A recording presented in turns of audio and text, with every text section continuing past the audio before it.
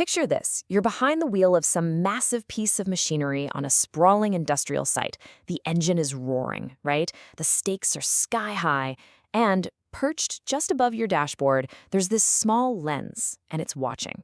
Now, it's there for safety, sure, but man, it opens up a huge question for all of us. So let's really dive into this. Because that question, it is right at the heart of the modern workplace. Today, we're going to peel back the layers on how one particular company in a super high-risk industry tries to answer it. And we're going to do it by looking at their own official rulebook. All right, first things first, we got to understand the world we're stepping into. This is not your typical office job, not by a long shot. We're talking about a place where one tiny mistake can have absolutely massive consequences. So our guide for this whole explainer is this really detailed procedure from a company called PBM Mining. And what's so fascinating here is that this isn't some academic theory, right?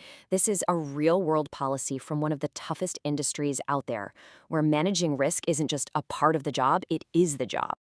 I mean, think about it. When you're dealing with haul trucks the size of a small house, any little incident can be catastrophic. So the challenge they're facing is really twofold. First, how do you stop incidents from ever happening? And second, when they do, how do you learn from them so they never, ever happen again? And that, right there, brings us to the technology. See, the company's answer to this huge safety challenge, it's a pretty sophisticated network of cameras. What they've done is they've installed these mobile digital video recorders, or DVRs, in their entire fleet. And these aren't just your simple dash cams. No way. They're an integral part of the whole operational safety system, designed to capture multiple angles, both inside and outside the cab. The idea is to create a complete record of exactly what happens on the road.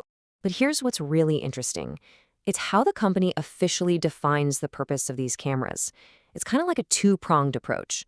On one hand, it's reactive, using the footage like a black box to investigate an accident after it's already happened, but it's also predictive, using real-time feeds to spot things like, say, driver fatigue or erratic behavior before they cause a problem. Okay, but installing cameras, that's the easy part. The hard part is managing them, and this is where it all gets a little complicated and where the rules, well, they become absolutely critical. Which, of course, brings us right to the core dilemma.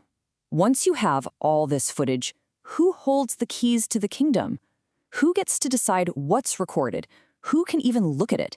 And under what very specific circumstances? This, right here, is where the policy is everything.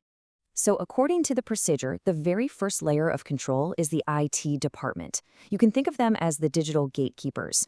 They're the ones managing the servers where all this data is stored, and, most importantly, they control who gets the passwords and permissions to even access the system in the first place. Then you've got the hands-on team, the mobile maintenance crew. These are the folks who are physically installing, repairing, and just maintaining the camera hardware. So they make sure the eyes are actually working, but, and this is key, they have zero control over the data itself. It's a really clear separation of duties. And the policy is incredibly specific about when the footage can be used. And if you look closely, you'll notice a pattern.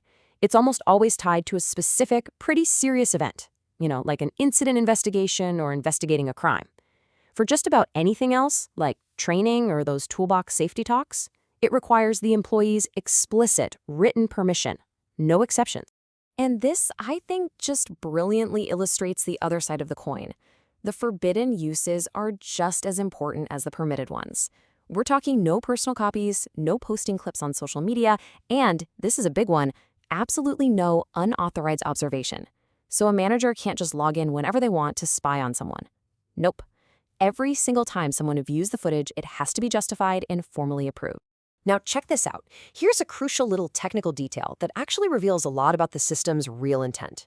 The hard drives, they're designed to automatically record over themselves every 7 days. This was a deliberate choice, you see. It basically proves the system isn't meant for permanent long-term surveillance, but for immediate operational safety review. But what if footage is needed for an investigation? Well, that's when a super strict chain of custody protocol kicks in. The data has to be immediately secured, it's placed in a restricted digital folder, and every single copy that's made has to be logged. This is all about making sure the evidence stays pure, preventing it from being misused or tampered with. And look, the rules apply to everyone, and that includes the employees in the cab. The company sees these cameras as critical safety devices, right up there with a seatbelt or a fire extinguisher. So messing with them in any way, I'm talking even just covering up a lens, is treated as a really major safety violation. Okay, so with all these rules governing the company, what about the person who's actually behind the wheel? This is where the whole policy pivots, and it dedicates an entire section to the driver's rights. And honestly, this is arguably the most important part of the entire document. Just listen to this one sentence, pulled directly from the policy. It's the guiding principle for everything that follows. It's such a powerful acknowledgement that there's a really fine line between necessary safety monitoring and, invasive surveillance. The goal here is safety, not creating a culture of constant undue pressure. And based on that principle, the policy lays out some very concrete rights. If you're involved in an incident, you have the right to see the footage of yourself. You can even bring someone with you, like a union rep or a personal representative, to the viewing. This is all about building a foundation of transparency into what could otherwise be a very, very one-sided process. But, of course, there are limits. An employee generally can't just get their own personal copy of the footage, especially if it's sensitive or part of some kind of disciplinary process. But, on the flip side, they can request it for positive reasons, things like training, to see how they can improve their own performance and safety on the job. That's a big yes.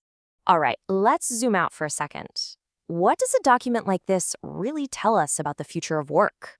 Ultimately, what this whole thing shows us is that putting new technology into the workplace isn't just a technical challenge, it's a deeply human one. It requires this detailed, really thoughtful framework that tries to strike a balance between the company's legitimate need for safety and the employee's fundamental right to a degree of privacy. And that leaves us with a final kind of lingering question. I mean, this is just one company and one industry, but this tension, this tug of war between technology and trust, it exists everywhere. As our tools give us more and more power to monitor and to measure, the real test is going to be whether we can design systems that aren't just efficient and safe, but that are also fair and respectful. So how do we make sure our workplaces stay human